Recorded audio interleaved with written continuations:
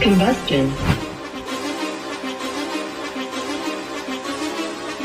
Whoa, whoa, whoa, whoa, whoa, whoa, whoa, whoa. They running the game with my team making plays. Talking 80, my G's, wanting jewels in this place. Surrounded by dogs, keep the quarterback safe. I'm the one with the plans, they gon' do what I say. The game is not over, we don't celebrate. In the end zone, we don't got no time in the wait. H-Town run down, we don't premeditate. We just go and get to it, we got them on skates. If the game going to overtime, kicking the overdrive, we gon' be first at the finish line. Play looking full, but I finish mine, can I get second? We gon' line up like it's dinner time. We put in work till we get us a ring. Super Bowl season, we running the scene. H-Town the home of the realest that breathe. Keep your face down when you talk to the king.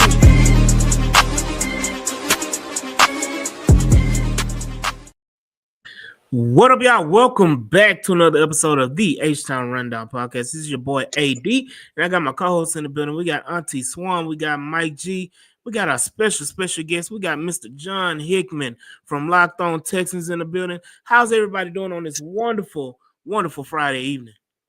Doing excellent, fellas. How y'all doing? Swarm. We swarm. Hey, I'm doing great. Absolutely, Mike. You? Yeah, we got football last night, tonight, and a big game on Sunday, so I'm hyped.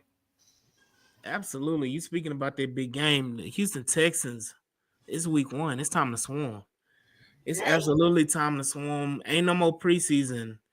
There isn't any more mini camps. There isn't any more training camps. There isn't more preseason games. There's nothing else left but the Houston Texans putting their hands in the dirt. It feels good. In SoFi Stadium. Huh? I'm sorry. What does my line say, AD? Put that up there. What does it say? Bring me them baby sheep. It feels good to have Texas football, man. I'm excited because I think a lot of people are kind of disregarding. What the Texans have kind of did to revamp themselves over this offseason. So I'm excited to see how this first week will turn out for them. I think it's going to be a great first test for them to kick off the year between LA and Tampa. They got some question marks going into the game, so I know y'all can't wait to dive into that, but I'm excited, man. Absolutely. Look, it's so refreshing because we got football back last night, officially. And it was a great game. It was a great game with the Dallas Cowboys and Philadelphia Eagles. I couldn't do that. That second halftime. Yeah, that second halftime beat everybody in. But along with that second halftime, we had Spitgate and all that, and we're gonna move on from that. But that's another topic for another time. But definitely excited because Mike G was in the building over there in Philly. Oh wow, watching it live. How did you enjoy the game, Mike? Yeah, so I wasn't actually at the game. I dropped off a coworker who went, but I was right there outside of the stadium watching the game, getting the vibes of the very fervent Philly faithful. It's a good game. Like you said, we can talk about Spitgate at a later date, and how that impacted the game. But yeah, man, it was an electric vibe and good game despite the second halftime, like you said. Yeah, that. IG, were you cheating on the text? I mean, I'm 2 hours from Philly. Somebody needed to drive them there, so watch out now. Hey, watch out! It's a whole bunch of crossovers. But yeah, definitely, man. I'm excited because I finally get to see this revamped offensive line. We finally get to see this defense with C.J. Gardner-Johnson, added with the healthy Jalen Petrie back in the fold. Just additions on top of additions. We get to see 2 rookies. Actually, see time this 3 rookies. 3 rookies, yeah.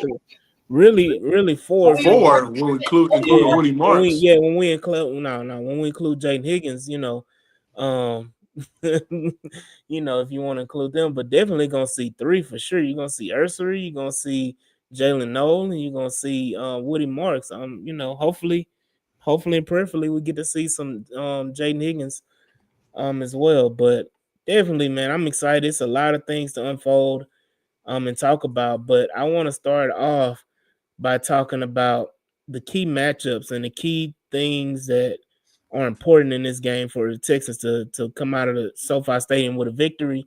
I'm gonna start with Mike G, and then we'll go to John and we'll end with Swan. What key matchups specifically, whether it be position groups, players, individuals, what are you most excited to see or preparing yourself to see on Sunday? Well, aside from the quarterback position, the game is won in the trenches, and the Rams got some young defensive playmakers. With Kobe Turner, Byron Young, Braden Fisk, Jared Verse. to what? Jared Verse. Jared Verse, yeah. I mean, that's the biggest one right there. So how our reshaped, overhauled offensive line handles them? How does it pick up a stunt or twist? We saw some positive signs in preseason, but that's preseason. How's it gonna come out in real game action against a talented front, right? How is Nick Caley's system gonna work within that? Because I mean, look, week one, the offensive line probably not going to be at its best because it's based so much on continuity and communication, which they didn't even have last year. So I think it'll get better as the season goes along. But I think Nick Caley should have some things up his sleeve to make sure Stroud's protected. Beyond the trenches, I mean, I think our receivers are going to eat. Like, nobody in the Rams secondary should frighten CJ Stroud at all. You got Darius Williams, Cam Curl, Quentin Lake, Witherspoon. None of those guys are particularly good. And we got the best edge duo in the NFL. So while the Rams O-line is fine, I think Jackson and Harvenstein in particular can get whipped around quite a bit. The only concern as far as matchups for me is the Rams wide receiver group. Don't get me wrong, we have a hellified corner group and hellified secondary in general. But between Devontae Adams and Puka Nacua, somebody's going to make some plays. So we just got to be ready for that and ready to bring the pass rush to negate that. But what you got, John? So I like the point of the receiving group for LA. I'm gonna take it a little deeper dive at it. I posted these numbers on Twitter earlier this morning. Sean McVay really became somewhat of a pioneer because of how much he utilizes his number one receivers in the slot. When Cooper Kupp won that Triple Crown, the numbers that he played in the slot was extremely high.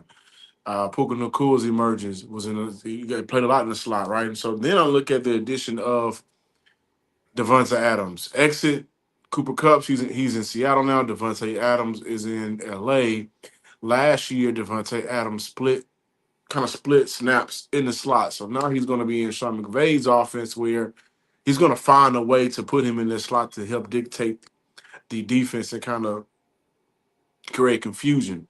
Why I think that's a major matchup is because, we love Stingley, we love Kamari Lassiter, we love CJ, we love Bullock, and I'm even going to throw Jalen Smith in there because I think that they have a lot of faith in him. We love Jalen Petrie, but that's where it kind of gets a little bit scared for me when I think about the last time we saw Petrie line up on Devontae Adams in a crucial game against the New York Jets last year. That reception helped put the game away for the New York Jets and beat the Texans. So the deeper dive matchup that I think I'm looking forward to the most is this just that chess piece, the chess battle between McVay, between D'Amico Ryans, who's going to be able to kind of eliminate what the other team does well. And to be completely honest with you, hey, man, this is one of those seasons where I think the Houston Texans need to come out and find ways to set the tone on the year. Y'all let me know how y'all feel, man. I would love to see Derek Stingley wherever Devontae Adams goes. Follow, shadow, like a good shade tree. So, and D'Amico doesn't typically do that in regular season games, and I understand that. However, again, tone set a type of year. Houston Texans, with all of the revamping that they've done this offseason, they come out on top Sunday. then the perception can change for the team, right? And I think that they had games last year where they were still kind of regarded as a team on the come up. How they lost against Green Bay, Detroit after 5 interceptions, New York again, back-to-back seasons. In both games they should have won. So coming out on top against LA, beating Sean McVay, I think that'll be a great perception changer for that team. And I love to see Derek Stingley just kind of eliminate Devontae Adams. Last time they played, Devontae Adams had 1 catch for 5 yards on Derek Stingley. You got to put your best players on best player. Absolutely. Swan? All right. Can y'all hear that noise? Yes. Okay, that's me rubbing my hands. I'm doing like Birdman? yeah, Gladys. So let me get down to the real thing. Y'all being all nice and respectful. Blake all that. All right. It's time to drop the testicles. We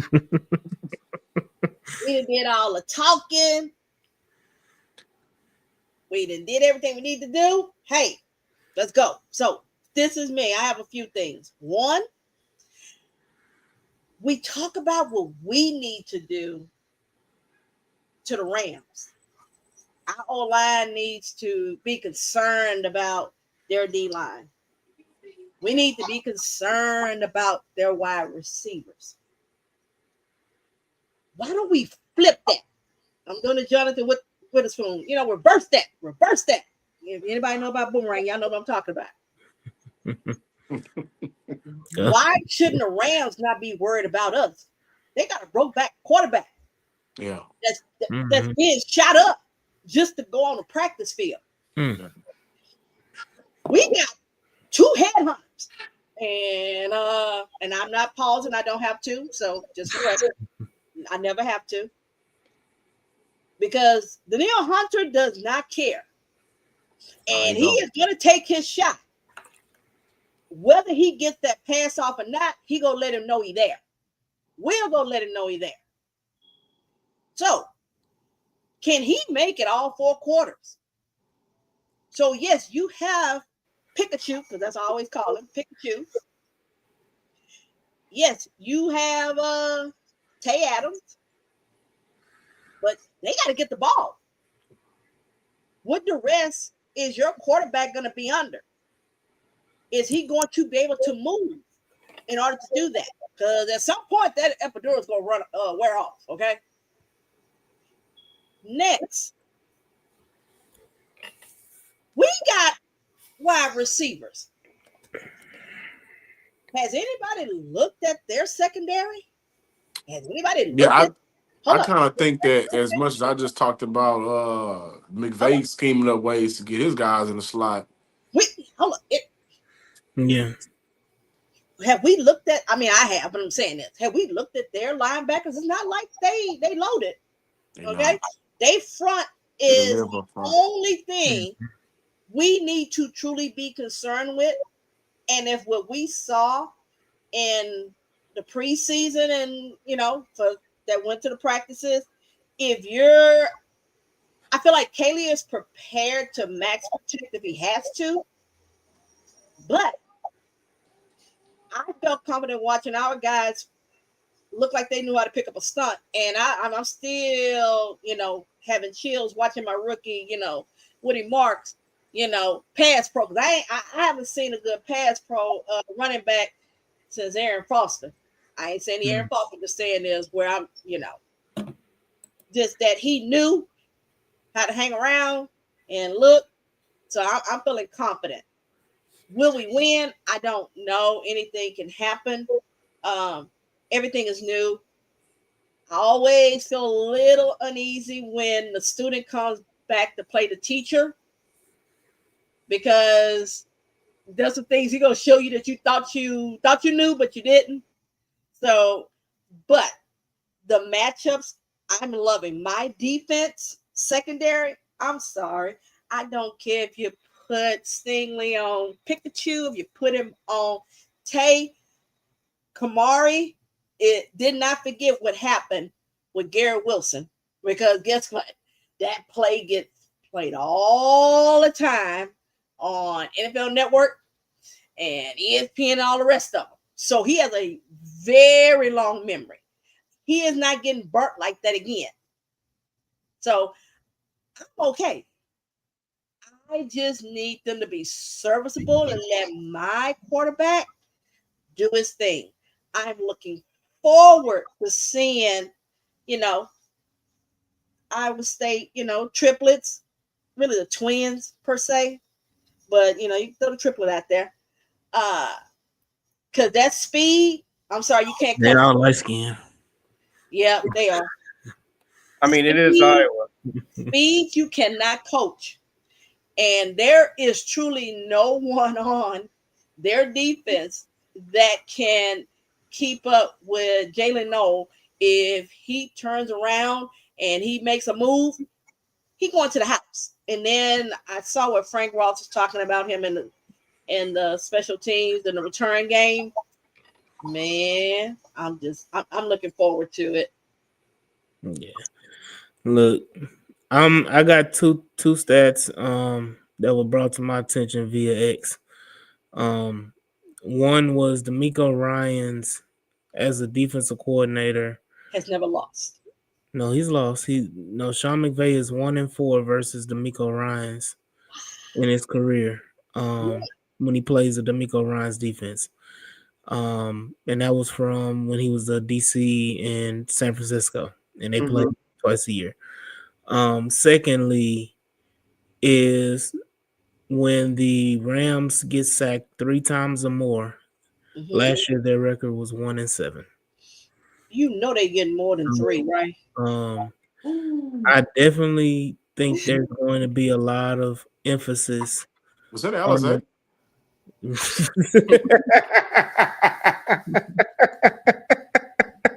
know what? Is Mickey Parker over there? What a professor. Okay, what's in your cup over there? I know it's in my cup. What's in your cup? No, look. It's a whiskey sour. It's more than that. But definitely I think the emphasis is going to be on the defensive side of the ball for both teams. I think how can the Rams operate outside if they are not able to get pressure consistently? I think they live and die, like John and Swan said. They live and die by their pressure on the quarterback.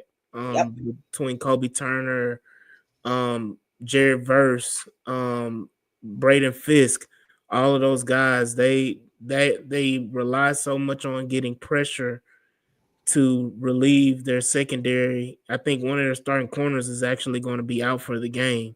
Is it Witherspoon? Yeah, Witherspoon is. That's a better one. Yeah, he didn't practice all week. And I think they may have. Yeah, and I think he's doubtful on the injury report. So don't think he's going to play on Sunday. So definitely, I think defensively, D'Amico Ryans. I think everybody in the NFL has enough confidence. D'Amico Ryans is going to make something happen defensively against the Rams, no matter how potent people assume the Rams offense is, because nobody really talked about Kyron Williams either, who had a really good year last year. Very good. But I think they're going to be able to stop the run. I think you're going to see Christian Harris be a major factor in this game that nobody's been talking about. I know we were so excited to get Christian Harris back, and after that, it kind of just faded off into the, the dust. And I'm like, well, he's still there, and he's still practicing, he's still active.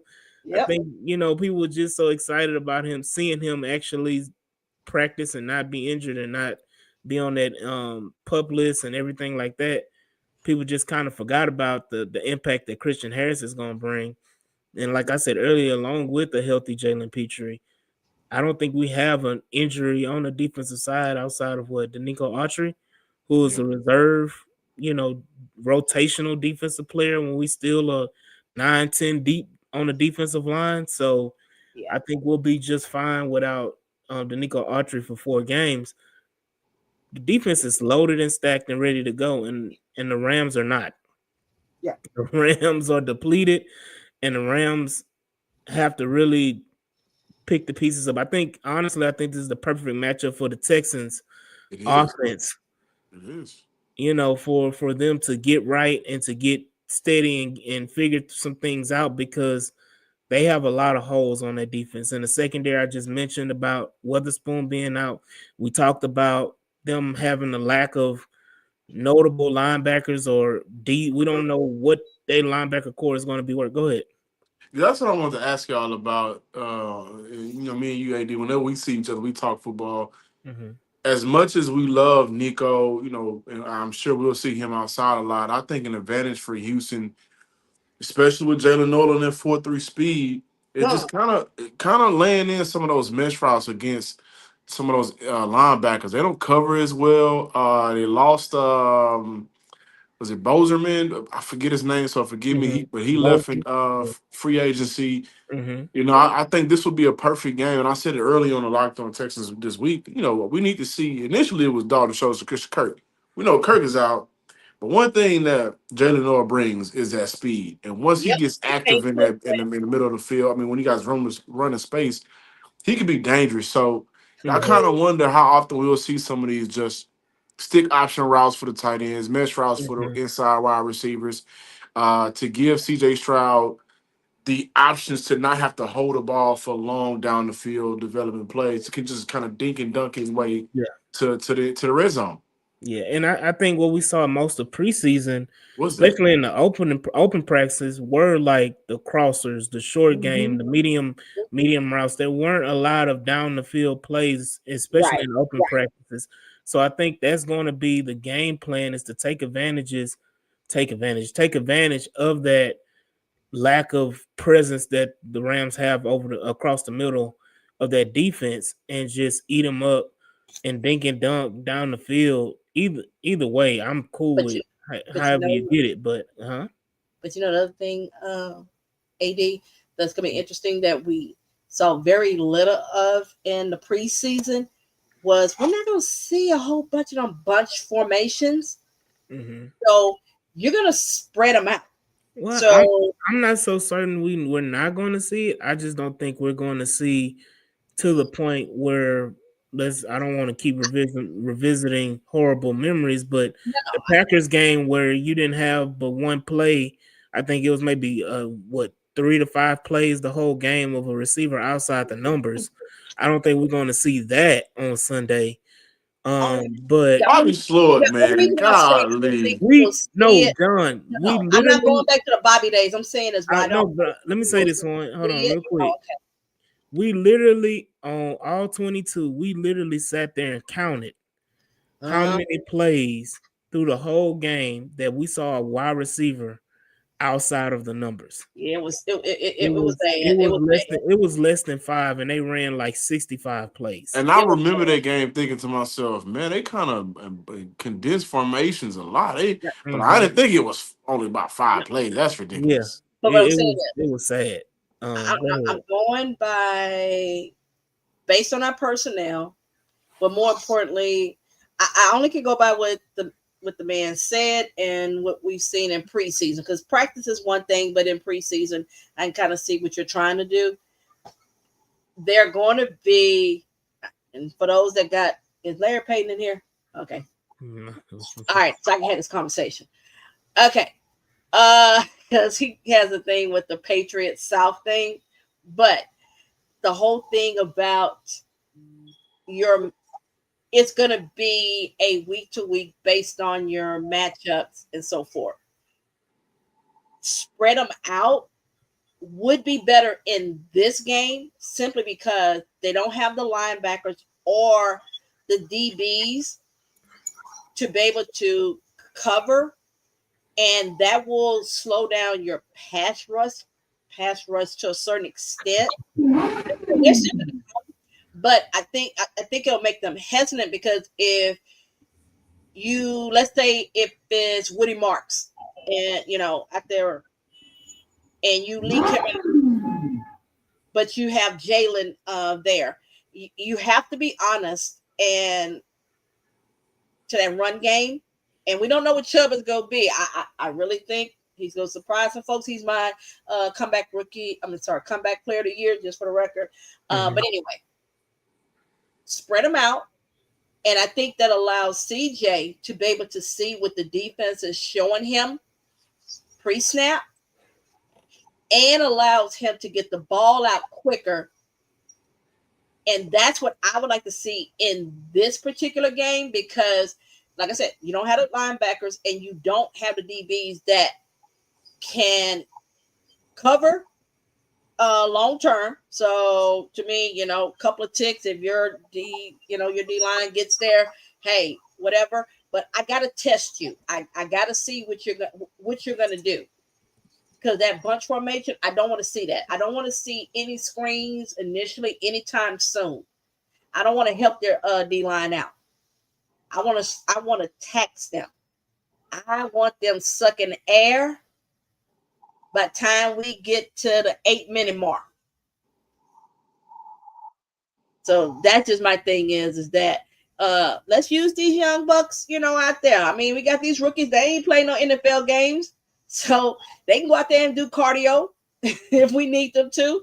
I want you to test them to let them know we are going to do it. Whether I convert or not, I need in the back of your mind.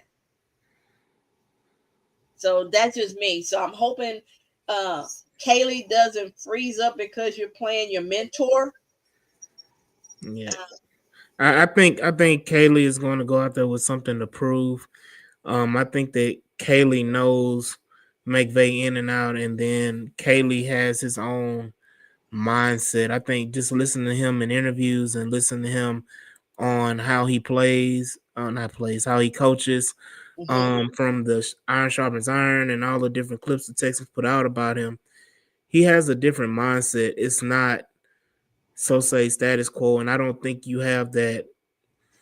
I don't think he has that syndrome. I'm trying to think of the technical term, where he shrinks in these moments. I don't think he's a riser, not a shrinker. And a pause. But hold on. Whoa. Roll it back.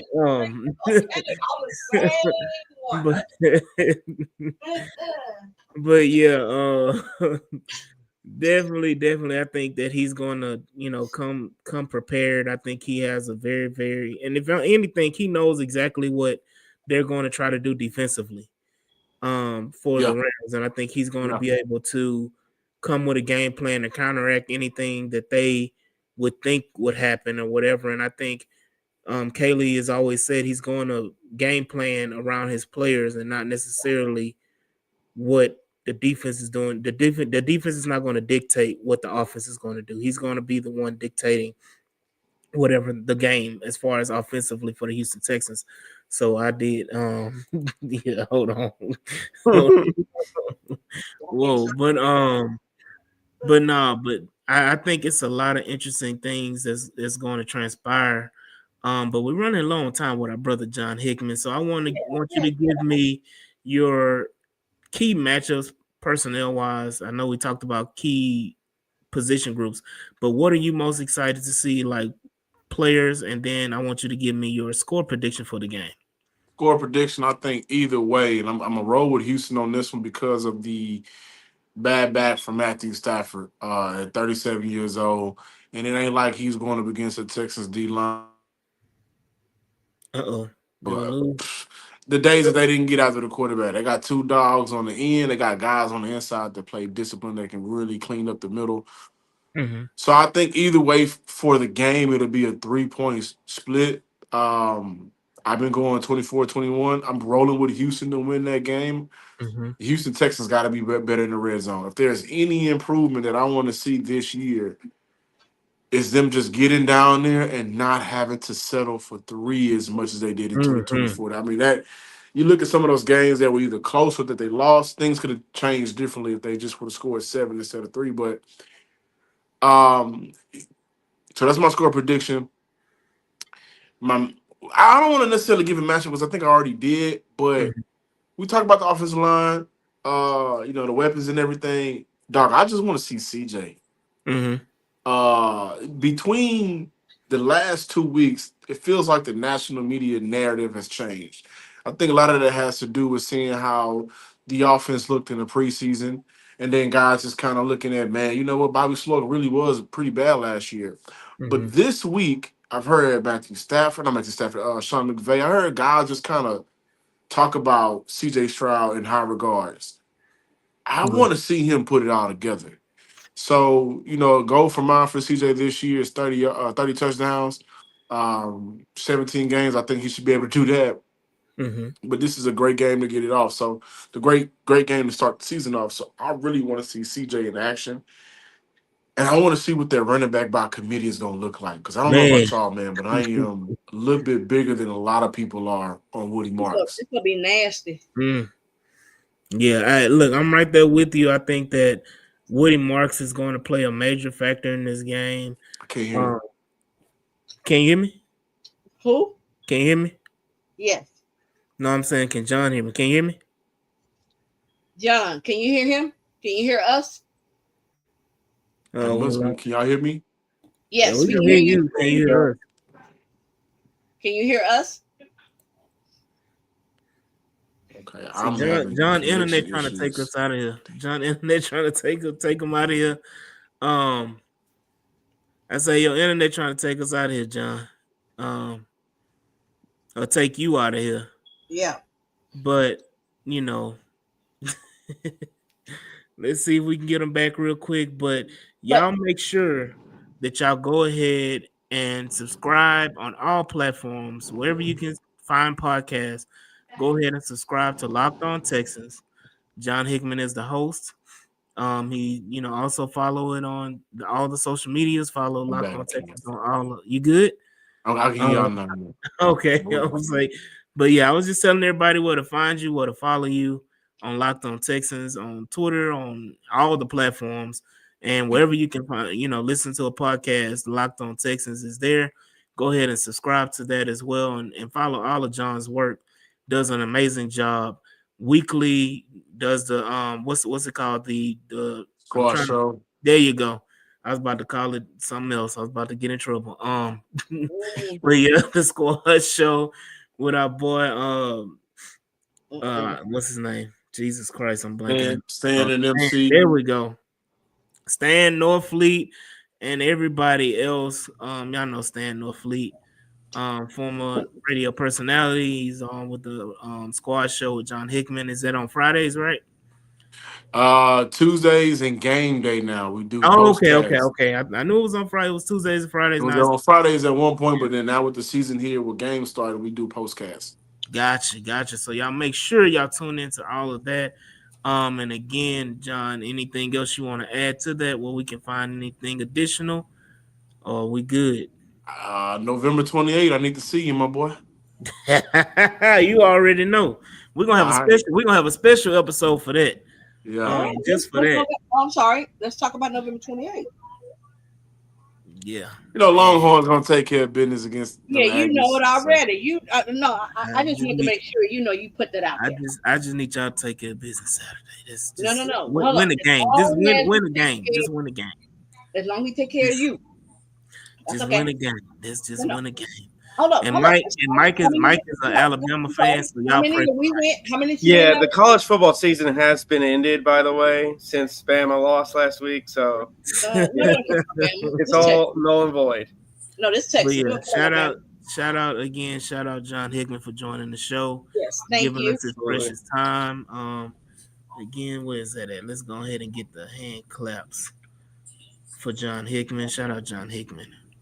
Absolutely. Good job.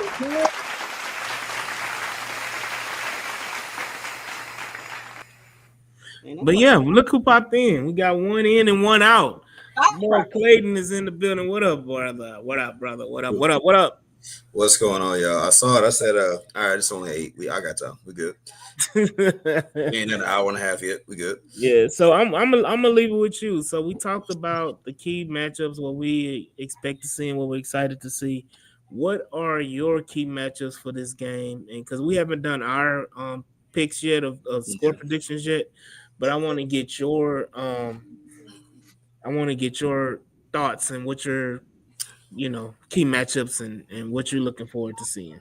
Right, gotcha. First of all, I want to shout out Swan. I see she changed her ticker.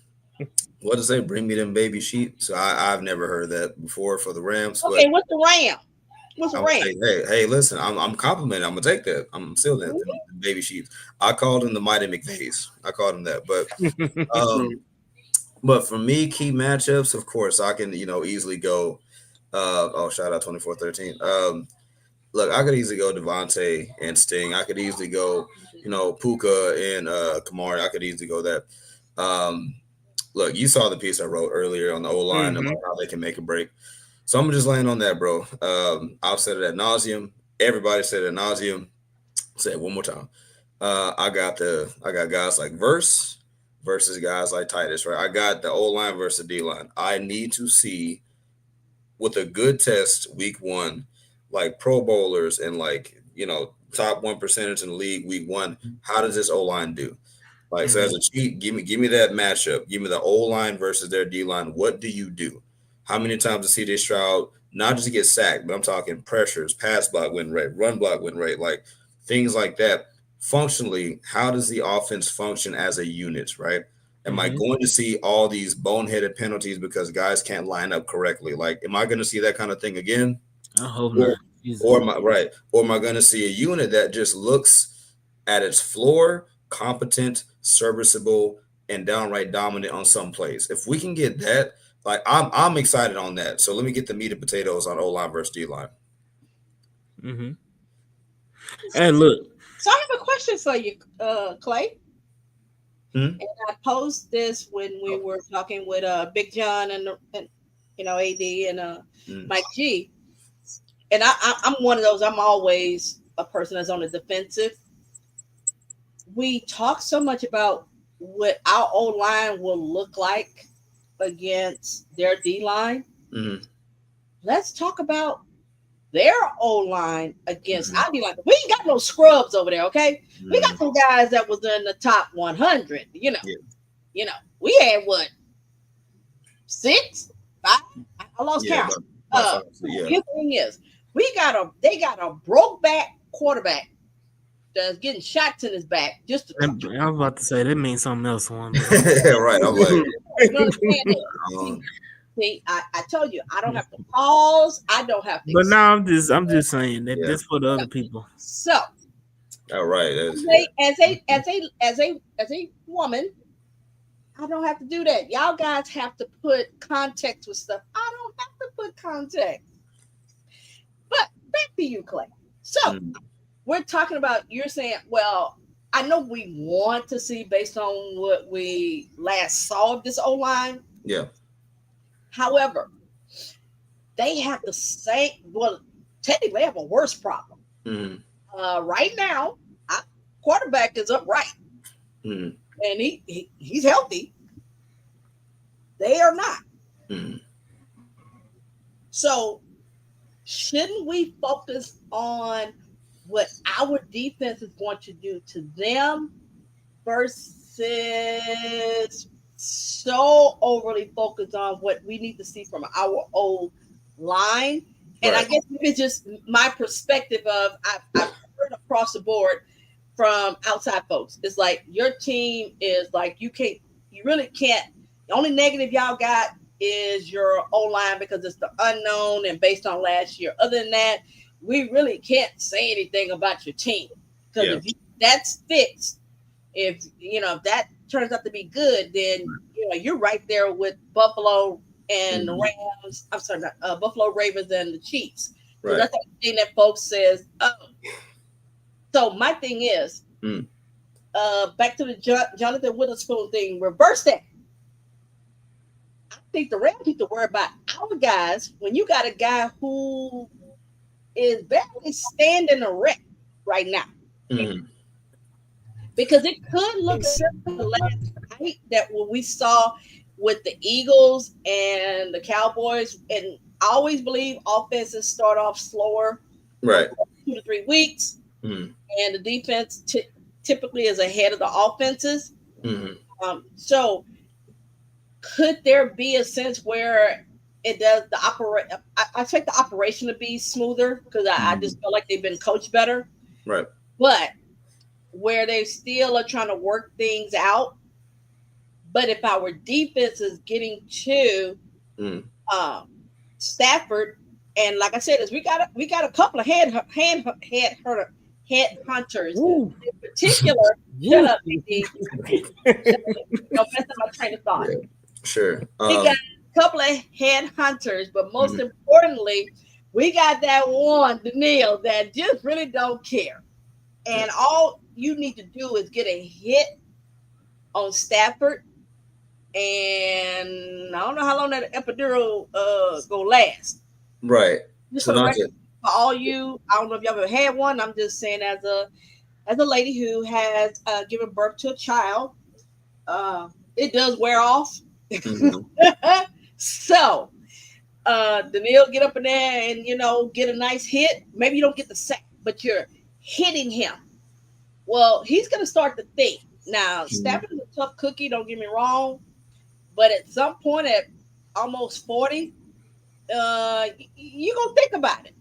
So maybe my secondary doesn't have to worry about Adams, and I call him Pikachu, so it's not a mistake. That's what I like to call him. It's just cute to me. It's not because they're not talented, but if your quarterback, if we make him think about it, right, just a half tick, yeah, maybe Bullock, maybe Stingley, and we got CJ. Ooh, thank CD. I'm sorry, CD out there. Maybe you put a ball where you shouldn't have. Right. So I want to see the positive of us saying they need to worry about us. Sure. And yeah, not to cut you off, but okay, I got you. I was asking. So right. The lowest hanging fruit, of course, is the O-line. That is what every national media member hangs on. That is why the Texans aren't on many people's lists. Not that they care, but that's why a lot of national talking heads and even some local guys are, they have trepidation over what to do with these Texans. Why can they make it to a conference championship? What can they do in the playoffs? To Swan's point, put that to the side. If we're going to go the narrative of just make the strength the ultra strength, of course, we have a much greater defensive line than offensive line. You lean into that ultimately. We know we got in the secondary. So that they're going to do their jobs. But we know that the battery, the engine of this, really the entire team, arguably, is the performance of the D-line. And don't forget Tim Settle. Don't forget, Danico Autry. Don't forget Sheldon Rankins. Right. Don't forget Aziz Shahir. Like let's not the names keep going when So Christian Harris. Let's do this. Come on now. We're loaded there, and I think the thing is we're so really confident about the defense. We don't even talk about it because we know what they're going to do. But just to put on the table, of course. Now the only thing I got is because Sean McVay, he's smart. He's won a Super Bowl. He's one of the best offensive minds in football. That's what we talked with Jeremy Branham on Wednesday. Like we talked about this. The only thing I would have is you would just hope that while you do want to unleash the dogs on the defense, you know what Daniil is going to do. You know what Will is going to do. You know what Aziz is going to do if Matt don't slide quicker. Like what's going to happen.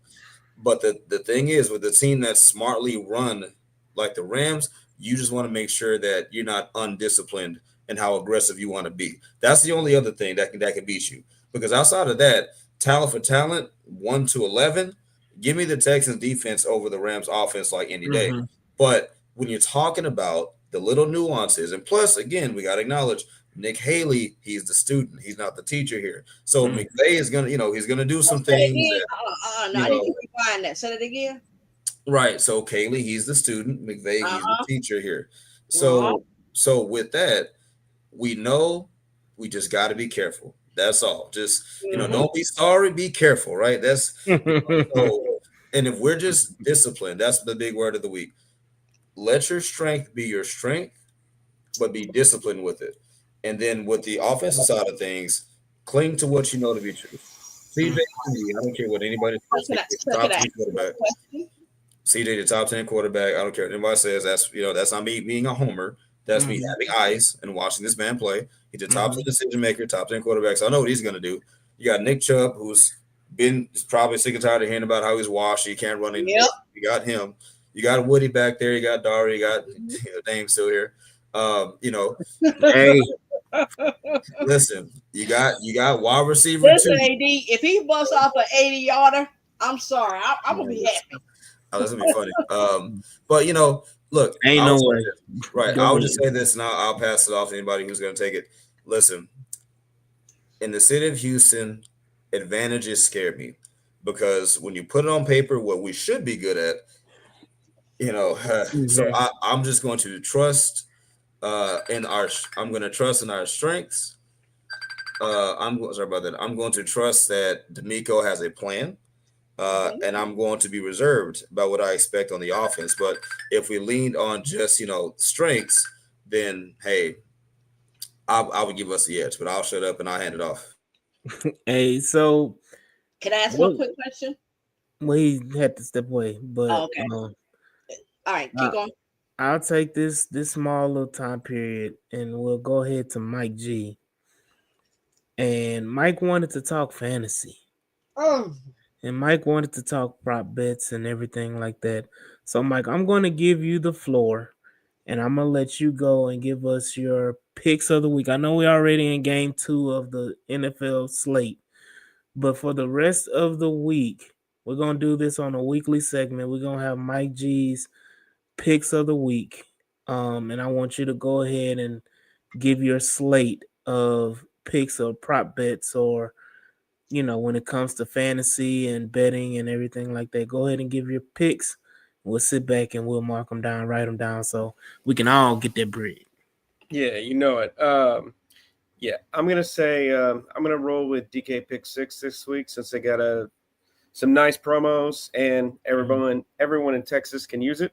Mm-hmm. So there's a freebie. Hold on, for those that don't know, DK is DraftKings. Hold on, Swan. For those that don't know, DK, because we talking to DK is DraftKings. Yeah. So y'all go ahead and download DraftKings app. Yeah, and it's specifically their Pick 6 app. They have a freebie, which many of these companies often do, with Josh Allen over half a yard. So that's an easy one to take. Even in a challenging matchup with the Ravens, we all feel pretty confident with that one. I'm kind of intrigued. They also have a discounted Joe Burrow 239.5 passing yards against Cleveland. If the Bengals are committed to fixing their early season woes, which they seem to in the preseason, then I'm pretty confident in that one. Going a little further into the passing props, you got Baker Mayfield, Falcons, Bucks. We had some shootouts last year. I think we're going to have some more shootouts this year. He's got 244.5 passing yards. I'm going to take the over there.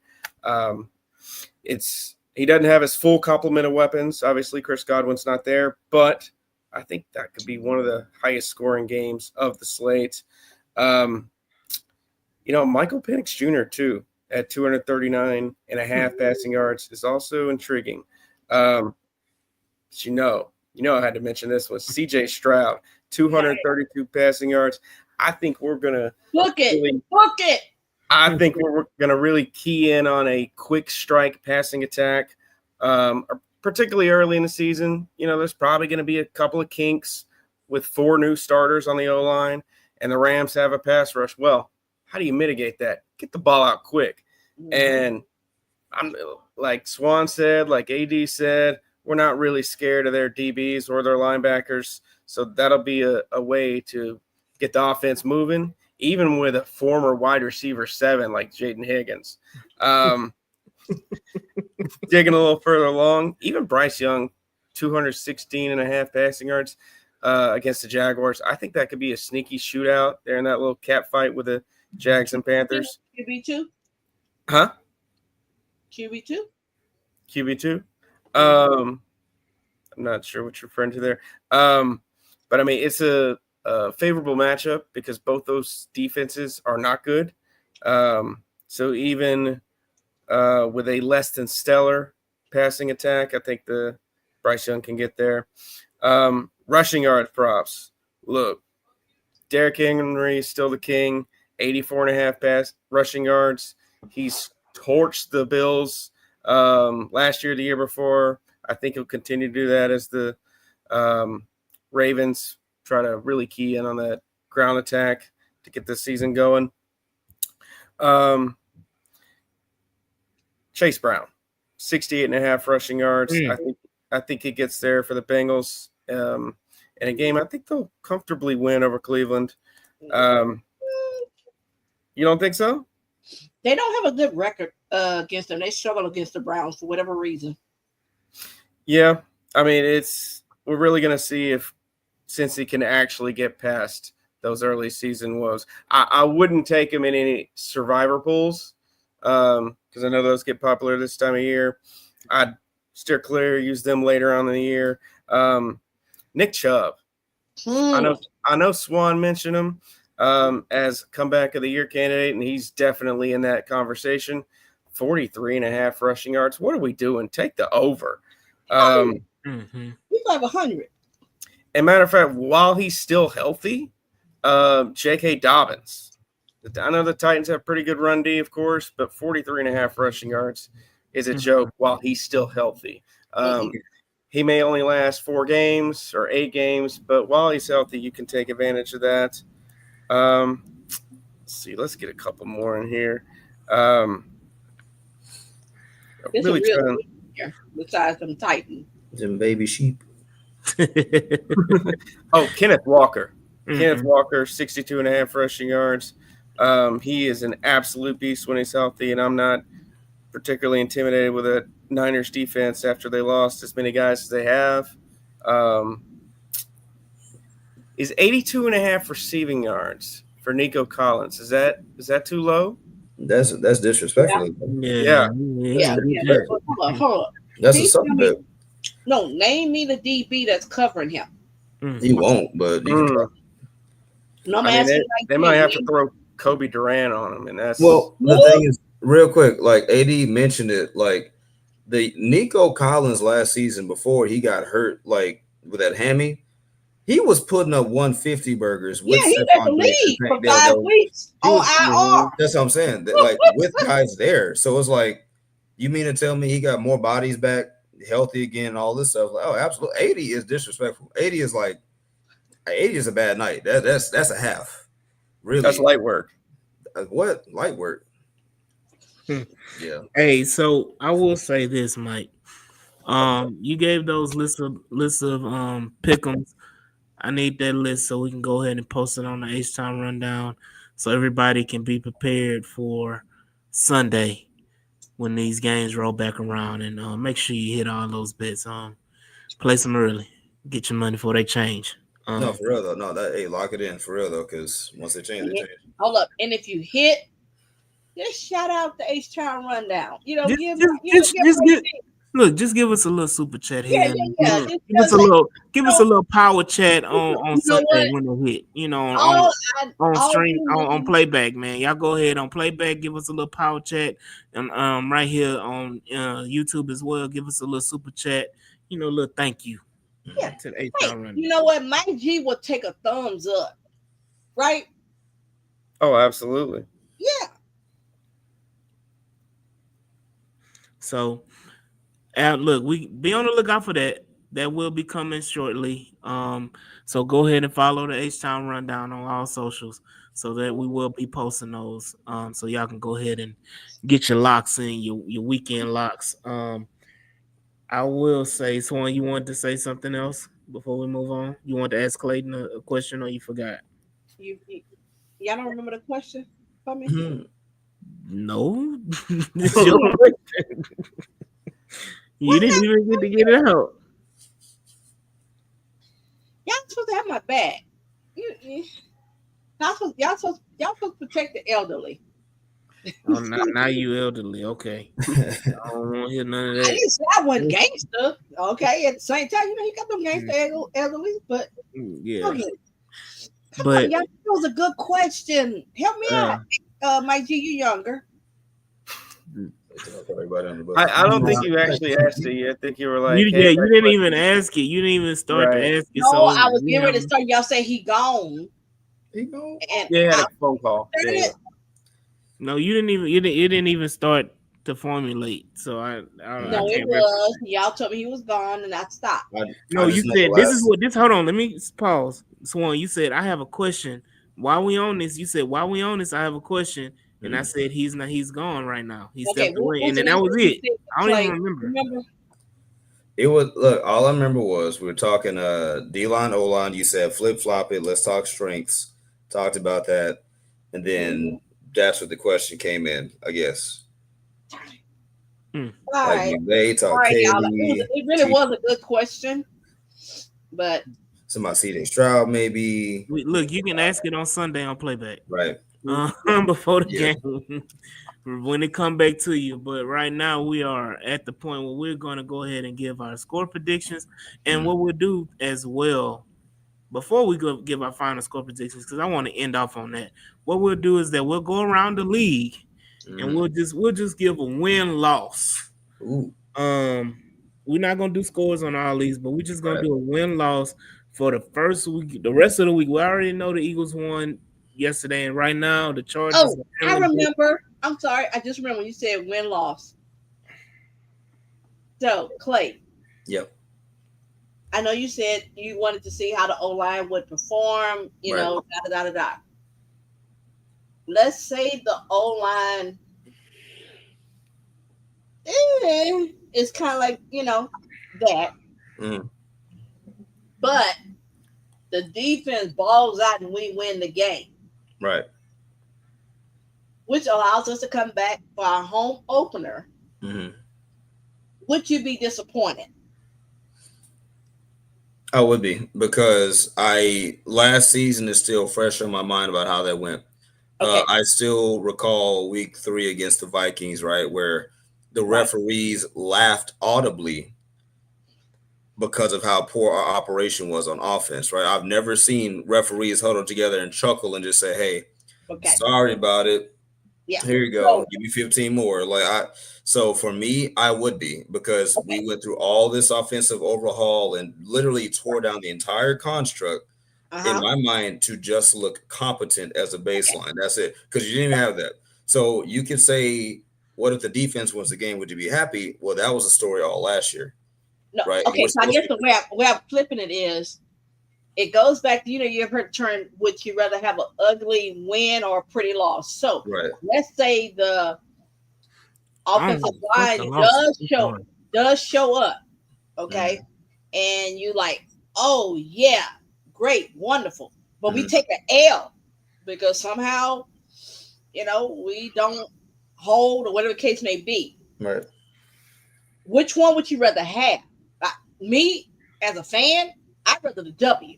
And I can fix it, the home opener. So I would rather have the quote unquote O-line look.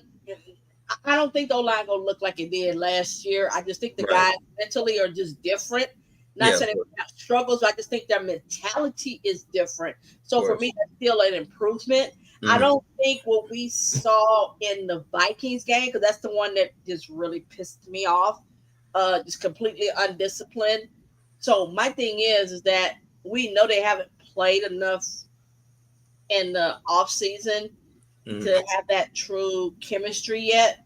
Right. So if they are putting forth the effort, recognizing stunts and twists, but you lose the battle, but we see that it is not getting their behinds kicked. You know what I mean? I'm saying.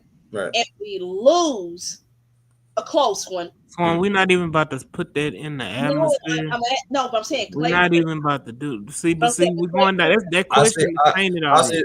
I see what you're saying. It's like he's looking at the O-line, because that's his biggest thing, is how his barometer at looking at the offense and the team, because he's not concerned about the defense.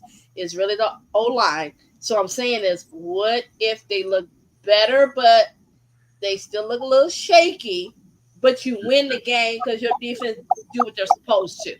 Sure, I'll answer that. No, there's a lot of context there, right? Because, the Rams, they're a professional team, too. They're paid to make you look bad. So, of course, we assume, you got guys like Jared Verse. You got guys back there that are paid to do this kind of thing. So I fully expect them, especially with Ariante over there on the left. Like, yeah, we're all hyped for him, but he's still a rookie. So he gotta show them like to be respected. So all things being contextualized, in your scenario, if the defense balls out, we get the W.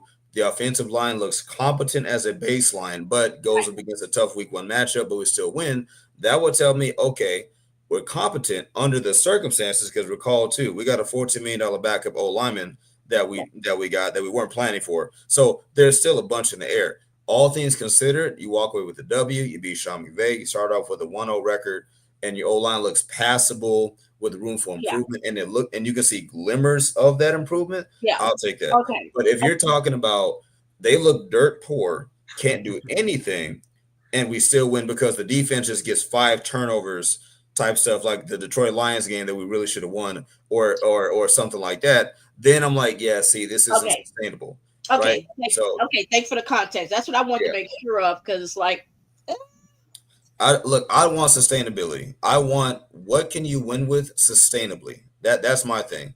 Like, because it's NFL. Like, ugly wins is a prerequisite for being an elite team. You're not going to win pretty all the time. Exactly. Heck, Tom Brady got 7 rings, and like a bunch of them is because a kicker won them for him. So we're not going to act like he just blew everybody out. So that happens. But if it's sustainable, if it's not sustainable, then you have more questions than answers, and you don't want that, especially not week 1, right? Like, you want to establish some type of like equity and say, all right, weeks 1 through 4, all right, we were solid, we were passable, some habits started happening, maybe complacency, we ran into a rut, something like that. But if you start off week 1 and you just look downright incompetent and like you shouldn't even be on the field, that's a whole different thing. So so I'll just leave it there. So if you see some rookie mistakes, as we expect with Ursery. No, we don't. No. We don't expect no rookie mistakes. He's perfect. Oh, he's shut perfect. up. Okay, I'm talking to Clay. No, because I want to. No, let me say this. Cole is not a rumor. He's officially out for the game. He's not. Yeah, it ain't no rumor. Yeah, him and Barrios both. They out. Yeah, Christian Kirk. Oh, so let me get on my 1 or 2 weeks, maybe 3. Okay. What is that? I need you to have that on part of your soundboard, AD. Always got to be right. So I need you to record that so you can press that button and do that, because I'm gonna do got to be right. Dude, look good all season. Look nice in preseason. Him and Barrios. So I'm on that because I'm a Mitchie fan. I am. And yes, his jersey is discounted, so I will be getting that. But anyway, that's another day, another time. However, I'm gonna be honest with you, just being serious, that was very disheartening for me, because folks told me I need to get over Mitchie and move on. And I can't get the week 1, and homeboy already out of a game. Thank God for Jalen Noel, but I'm like, 2 guys, because Mitchell was a healthy scratch, in that Philly game. Was he? Yeah, he was a healthy scratch. Interesting. He wasn't a scratch. He played. No, hold on. Yeah, he returned a punt and he played on special teams. He made like 3. Okay, what I mean is, I'm sorry. Everybody was a scratch for Philly on offense at the receiver position. Hey, for real though. Hey, you talking about 1 catch for AJ Brown, and you talking about 2-3 catches for Devontae Smith. 3 catches for Smitty. That's it. And how many yards, Juan? No, you understand this. But I'm just saying, the second leading receiver was a tight end, and then Saquon Barkley. No, let me have my moment, because that hurt my heart to trade Mitchie. But folks said we had Barrios and we had Christian Kirk, and look what they were doing in camp, which Mitchie was doing very, very good in camp. So yes, when I saw that tweet yesterday on PR for the Texans reporting injuries, and then to see it today, it just rubbing me the wrong way. Just let me have my moment. It's rubbing me the wrong way, because I'm like, I could have had Mitchie. Told y'all to cut Barrios, but we can move on. I just had to get that out. I had to get. They got to be right. Let it out. Let it out. So we got the slate of games. Like I said, right now, we know that Philadelphia beat Dallas 24-20 on last night. And then right now, currently, the Chargers are winning against the Kansas City Chiefs 13-6. They just entered halftime, which is crazy because that ending was wild. I'm surprised Kansas City was able to get that kickoff. But going down the slate, what do y'all? I'm gonna go down this list of games. Let's start with Tampa Bay and Atlanta. Who do y'all have winning that game? That's Tampa Bay. Yeah. Clayton, you got the Bucks too, Swan? Yep. Mike?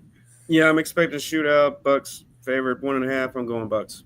I say Atlanta. I'm gonna be the country. Man. Second game, we got Cincinnati, Cleveland. Cincinnati. Yeah, I got Cincinnati, but it's a close one. I think we all got Cincinnati. Oh yeah, they don't do well with them in Cleveland. They don't. Listen, we're not going off the rails. I'm just coming real quick for context. Joe Burrow's made it a point. Like the Bengals this preseason made it a point. Like they're trying not to be sorry to lead off the season because that's been the narrative. We can go on. I'm just saying. So that's why I'm like, their offense sucks. The Cleveland Browns offense sucks, but their defense is good and intact. And they got one of AD guys on their team. Gotcha. But so what next, D? So next game we got Vegas and New England. I got New England winning that game. Yep, I do too.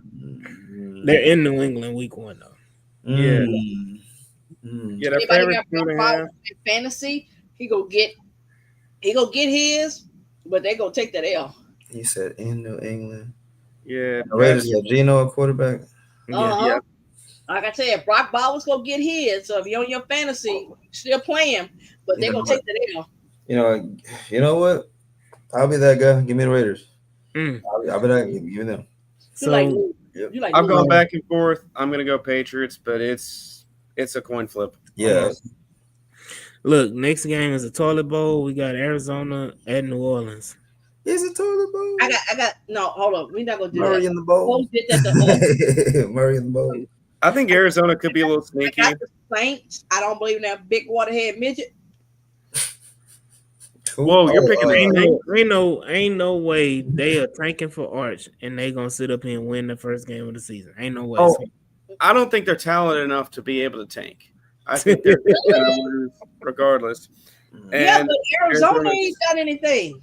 Well, Arizona at the very least, Arizona is going to be consistent running the football, and they have a presence at tight end with McBride, and then they also have a Marvin Harrison Jr. So like they have a presence on offense, and the Saints have absolutely nothing on either side of the ball. I disagree with that, but who do they have on defense?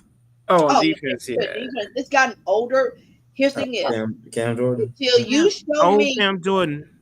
No. And they got Texas legend. They waited for him to retire. Here's my thing is until the big waterhead midget can show me who is Rattler? No, big waterhead. Big waterhead midget. Just get that midget. We just call him just BW. About to get sued. Yeah, we about to get put off for everything. BW. The FCC about to get. Oh, sorry. Yeah. I'm sorry. Yeah. Big waterhead little person. Is that better? But anyway, until he can show me he can go into a stadium such as the Superdome and win a game. Hold up. His thing is, you can be the worst team, but certain stadiums, certain fan bases are different. And I'm saying is I need to see him be able to do it for 4 quarters. Until he showed me he can do that, I got to go with the Saints. Anyway, next game.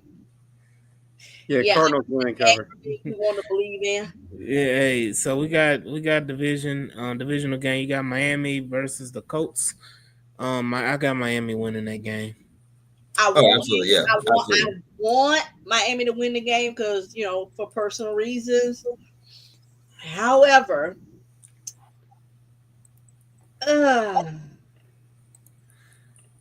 going Colts. yeah. Oh, I feel. I got Colts. I need a shower, but I'm gonna go with Colts. What you got, Clayton? I got the Dolphins. Yeah.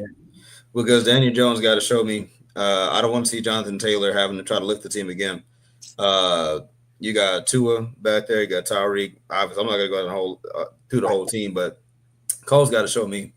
So And they got and Miami. The thing is that the Dolphins don't have anybody that can stop JT, and they have the receivers.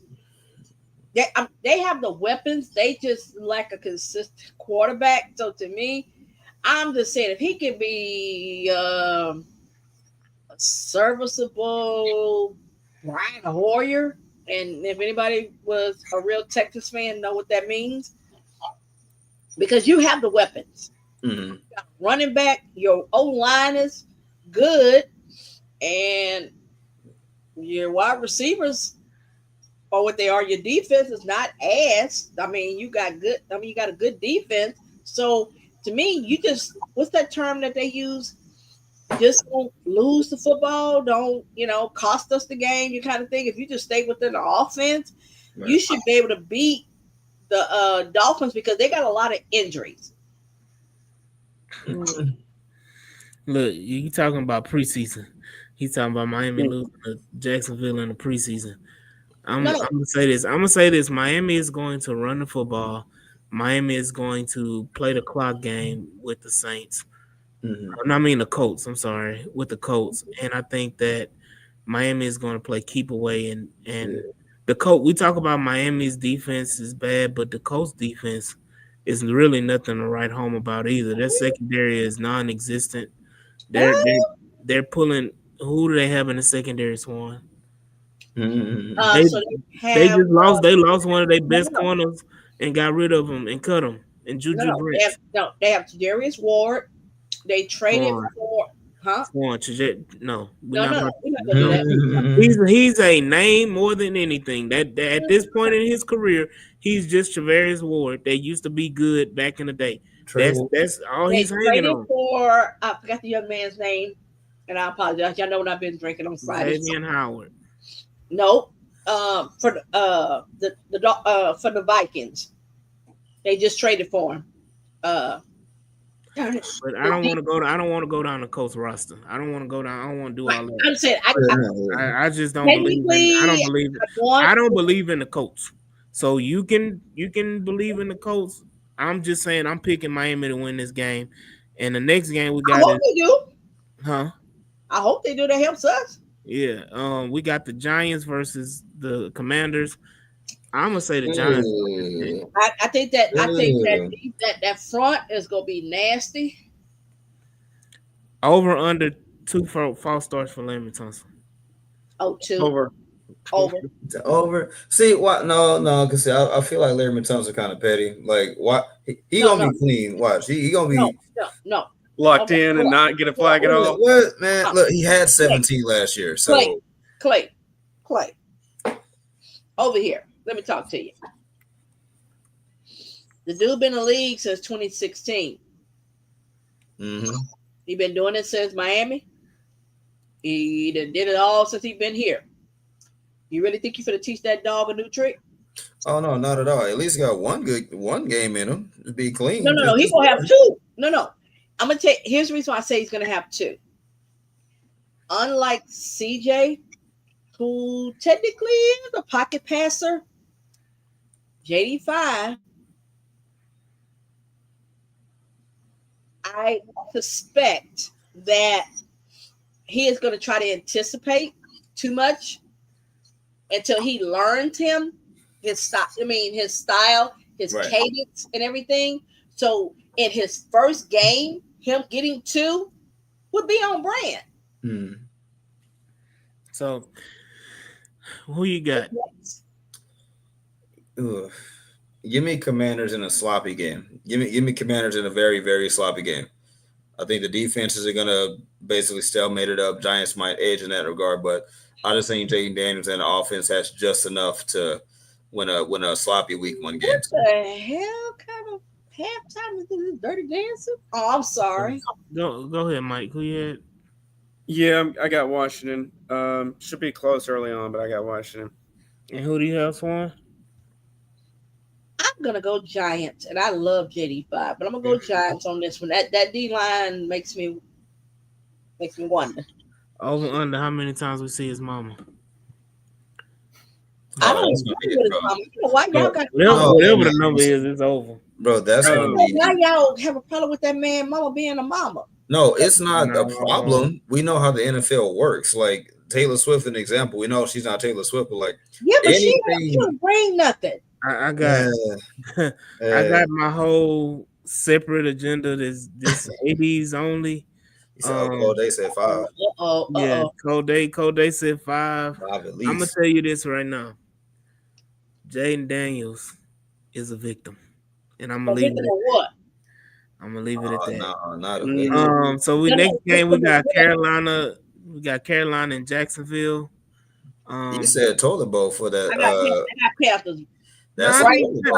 Panthers gonna actually. I think Panthers are actually gonna be better than what people think. Look, that's the toilet bowl right there. You said Arizona and I forgot the other team, but Saints. You said, man, no, this is a toilet bowl. That's because I have almost little to no respect for Jacksonville.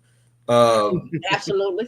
So give me Carolina. Yep, say that. Yeah, I'm right there. I'm with. My granny say, follow your first mind, and you'll never go wrong. Yeah, give me Carolina. I think Bryce, he's gonna have a decent enough game to win it. That's why I say I'm kind of indecisive. Mike, you better choose your hometown team. I think this comes down to the final play. I think it's a sneaky shootout. So, we're going to be looking for games to watch at 1 p.m. or noon time slot. So I'm gonna say Panthers in a last-second field goal. There we go. So we got the next Steelers, game. Jets. Yeah, Steelers and Jets. Pittsburgh. Where at the Steelers? Oh, what am I In talking New York. about? Steelers. Yeah, Steelers. Yeah. Oh, That's yeah. Steelers. Okay. Oh, yeah. It's Steelers. That's Steelers. I think no shot at Justin Fields, but it took me a second. I said, "Oh, that sound." Then I remember, they got Justin Fields. Never mind. Steelers gonna win that game. Never mind. So I got the Steelers one. You said Steelers. Mike, you agree? Absolutely. I'm going upset here. I'm going Jets. Oh, get the hell out of here. Mike Tomlin has always lost games he has no business losing, and won games he has no business winning. History repeats itself here. Look, next game we got division battle: San Francisco and Seattle. San Fran is probably. I'm gonna give it to the 49ers. They may be without Christian McCaffrey, which is fine because it's Sam Darnold. No, here's why I'm going with the 49ers. Robert Saleh returns back home. And Robert Saleh, the DC, returns back home. Oh, he's back in San Francisco. Okay. That's what they do. They bring everybody back, like New Orleans. I mean, like New England. They bring everybody back. No, I got 49ers. I don't think Darnold again, because he has to show us all independent of KLC and Brian Flores. Right. He got to show me independent of Justin Jefferson. KLC. Right. Independent of those two, I got to see how much of it was him and how much of it was the system. So give me San Fran because they can make it ugly for basically. I got Seattle. They got Jettis and Addison over there. Yeah, I got Seattle. I mean San Francisco. I mean, if they don't have Christian McCaffrey, that offense is just it's gonna be a super low scoring game. Trash burger. It's gonna be hard to watch game. The next game we got Tennessee and Denver. This is an easy one. Denver all day. I'm about to say, that's Denver all day. That's the pick for survivor pools right there, Denver. Give me 2 interceptions for Cam Ward. Hate to say it, 2 picks. 3. Next game we got Green Bay and Detroit. Ooh, one of the top games of the week. I got the Panthers only because Who? They're going to be hyped up. I was gonna let him Right? make The it. Packers. Sorry. I got Oh, the Packers because they're going to be all hyped in that first game with Micah, and I feel the Lions will figure out how to adapt with both of their coordinators gone. Mhm. Oh, you know what? Give me. Oh shit. And they it's lost O lineman too. Green Bay. Green Bay is the more complete team That right now. that's I'm what. gonna say, Thank you. no, That's no, what no, I no, was no, no, no, saying. no, no, no. I'm gonna say this: Green Bay is the more prepared team and Hmm. stable team, and not adjusting Right. with any new coordinators or anything like Right, that. Mhm. Their adjustment is them adding Micah Parsons right, Yeah. to their pass rush. right. So their run game may take a hit, but I think they'll be able to pressure Jared Goff into some Oh, sure. turnovers. Hold Yeah, line. Hey, Sure. did we turn them over 5 times? yeah. So I think that that'll be the impact. I got the Packers winning that game. Yeah. Mike, you I got said Detroit. Packers. You have Detroit, Mike. Clayton, you said Packers. Swan, you said Packers. We got Yep. Packers with Golden Okay. having a pretty decent debut game. All right. And then we got Sunday night game. We got Baltimore and Buffalo. Oh, that's beautiful. Oh, Um, Blank the that's Bills, but I got to go Bills. that's delicious. I hate the Ravens more. Another great game, but Mark Andrews gets his revenge. The hmm. Ravens win. Yeah, okay. What you got, Clayton? That's the battle of the MVP and the would-be MVP. Ooh, that's hard. Give me. Oh shoot. I You got know Lamar what? turn All the right. ball. I got Lamar turn the ball over as That's usual. what I'm like. You know what? Yeah, give me the Bills. Give me the Bills. I Yep. have Baltimore winning that game. Buffalo is going to take a step back defensively. Mm, We got Minnesota and Chicago on Monday night. Minnesota. Vikings. Vikings. Yeah, Minnesota. Vikings. Skull. I'm going Chicago. Man, Mr. Nail Polish, What a go contrarian. show up. Yeah, look. They're playing at home. I got Yeah. Chicago. Hmm. I think Ben Johnson makes a definite impact on that offense, and I think that offense plays a lot better than expected. And yes, here we are here. We're going to get to the Texan game, and we're going to go around the table, and we're going to get a score prediction from each person. So I'll start with Swan, and then we'll go Mike, Clayton, and then I'll finish it off. I have it 24 to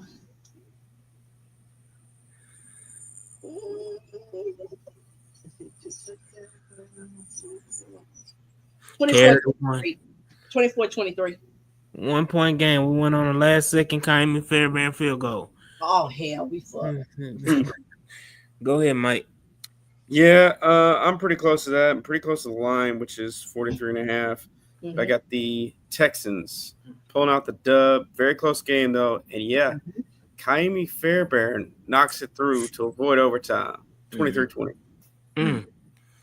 Clayton. All right. Give me 27-23. Texans win. Y'all are not giving. Oh, here we hope. go. Here we go. Here we Y'all go. are not Four No. sacks. y'all are really not swarming No, we are today. 20. We being honest. Because No. right now Yes. we talked about it. We've been on this podcast for over an hour, And you and keep we doing talked this. about Swan. You talked about how the broke back quarterback and how he can't do this and how he can't function with a broke back and this and that. And when we talked about their defense and how they don't have a secondary and how they don't have any linebackers, what are they going to do? And CJ's going to eat, and Will Anderson is going to destroy Matthew Stafford along with the Neil Hunter, and Derek Stingley is going to act a fool against Devontae Adams and Puka 24. Nacua. And all of these things in 24. SoFi, CJ Stroud is starting the season in LA. If I'm 24. not mistaken, CJ Stroud has not played a game in LA. First game. Nope. In his He's career. going This home. is his first. He's He's going going home. Going home, playing his first game at home. All his family and friends, everybody that loves him is going to be there in that stadium in SoFi, in that probably the 2 or 3 suites he'll have for them. Uh-huh. And it's going to be a beautiful, wondrous, in that deep steel blue, Yep. all blue uniform. And y'all are not swarming enough because I am swarming. The Texans is not going to be close. This game is not going to be close. As I stated, with Jeremy Branham, Punch go kick 3 field goals. We go get as I stated with Jeremy Branham on Wednesday, I have the score being 32-10. Oh god damn! Come on now. He's standing on it too. And I'm telling you this, and I'll give my reasons why. Standing on it. Defensively, we're going to turn the Rams over. We gotta convert it. We gotta convert. And even still, you're going to have a short field, and I believe that Nick Caley is going to upgrade. John talked about it earlier. That was his concern about the red zone offense. I think that Nick Caley is going to be innovative enough that we can actually score touchdowns in the red zone. That's why I said we get 3 touchdowns and a field goal. And again, I will say this. You got those 3 touchdowns and a field goal, and then when we turn them over those 2 or 3 times, add that on to it too. You can add. No, that's part of it. We're gonna turn them over twice. We will convert 2 touchdowns and a field goal out of it, and we'll get a regular touchdown on offense. So I still feel like the Texans can drive down the field and score on their own. But again, this is my pick, and I'm standing on it. I have the Houston Texans on business. 32-10, and that's my. But the Texans my team, and I'm gonna stick beside them. Listen, hold on, Clay. We got to give you a little bit of history, Mike G. What were them numbers last year? Are you a believer? Swan, do you believe Swan? Killer Cal said, do you believe Swan? Are you a believer? Killer Cal, this is me. As long as I got 1 point more than my opposition, I don't give a care. Because in the record book, nobody goes back and says, oh, but you lost by 1 point. Because when I'm looking at securing the number 2 seed, the 1 point victories will make a difference. But Mike G, let's talk about last year real quick, 30 seconds. You remember what them scores was that AD was predicting? Specifically, no, but what numbers were they in? At a macro level, yeah, there were some blowouts that were predicted that did not come to fruition, but that does apply to all of us. But yeah. His score predictions were always what? What number? What was that first digit? Oh, it was gonna be over 30. Yeah, exactly. That's my whole point. Should have been. AD a jinx. Say you're in the 20s and then we get in the 30s. I'm not gonna sell my team short because I know what they're capable of. I know that CJ Stroud is gonna do damage. I know that Nick Chubb is gonna have a resurgence game and put the league back on notice that he is Nick Chubb, and Woody Marks and Jalen Noel and Nico Collins is going to act a fool. Yeah. And it's going to be a wonderful day to be a Houston Texan fan on Sunday. Right, so it's a wonderful day to be a Houston Texan. Every day is a beautiful day to be a Houston Texan fan. So, it's every day. But again, y'all already know y'all will see us again on Sunday on Playback. So y'all be sure that y'all like, share, and subscribe. Y'all see that banner right there. Y'all go ahead and do the thing. Do the thing that you do and like, share, and subscribe to all our platforms and Playback as well so that you don't miss a thing. We will be doing all 22 as well on Playback live on Monday. So we're going to start it early this year. So we can get ahead of the game. So we go ahead and subscribe to Playback, subscribe to YouTube, subscribe on Instagram, Facebook, our website, htownrundown.org, especially on X, formerly known as Twitter, on TikTok as well. Y'all go ahead on all the platforms where you won't miss a thing when it comes to the H-Town Rundown. So y'all be sure to be there. So in addition to subscribing, click that notification button because I know we get busy in our lives between work and family obligations. And for a moment, it'll slip your mind. Oh my gosh, the H-Town Rundown is on. So if you hit that notification, you'll get that alert that'll pop up for you. And you're like, oh, and you won't miss the beginning. Absolutely. So, again, we love y'all. We appreciate y'all. Everybody in the comments and the chat. Cold day. Hey, I hope you hit that subscribe button. Appreciate you. You're a Jags fan. Welcome. We appreciate you coming in, giving your commentary as well. Shout out Yvonne. Shout out Al Dickey. YNG Alpha Cobra. Big B. DJ Waller. K1 Stella. Houston sports fan. Matthew. As well, and of course Killer Cal and Brandon Hollum as well. Shout out everybody in the chat. I'll shout out over the 150 that's watching us live. We appreciate y'all all taking the time out and watching us on this Good Friday while there's an NFL game going. You chose to watch us while there's high school football in Thank you. Texas. You chose to watch us. While you could have been out at the club partying, smoking hookah, And doing get in all trouble. you And get in know trouble. getting chose, doing all those things and being about having a good time. You chose to watch the H-Town Rundown. We appreciate you all, and we will see y'all on Sunday. Peace. Yes. 325.